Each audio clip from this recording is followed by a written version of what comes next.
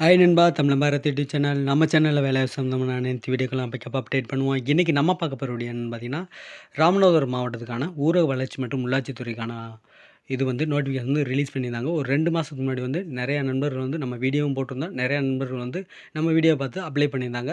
அதுக்கடுத்து அப்ளை பண்ணிட்டு நெறையா பேர் வந்து கமெண்ட் செக்ஷன்ல வந்து கமெண்ட் பண்ணியிருந்தாங்க.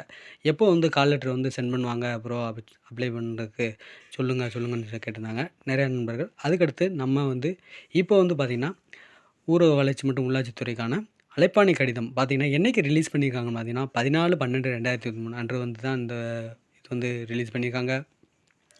ராமநாதபுரம் மாவட்டம் ஊரக வளர்ச்சி மற்றும் உள்ளாட்சித் துறைக்கான அலுவலக உதவியாளர் சான்றிதழ் சரிபார்ப்புப்படி நேர்காணல் விவரம்படி நடைபெற உள்ளது. என்னைக்கு வந்து எங்கே நடைபெற போகுதுன்னு பார்த்தீங்கன்னா, மாவட்ட வளர்ச்சி மன்ற கூட்டரங்கம், டிடிசி கால் ஓல்டு பில்டிங் இங்கே தான் வந்து நடைபெற போகுது. நாள் பார்த்தீங்கன்னா 3/1/2024 அடுத்த வருஷம் வந்து உங்களுக்கு வந்து கண்டக்ட் பண்ண போகிறாங்க ஜனவரியில்.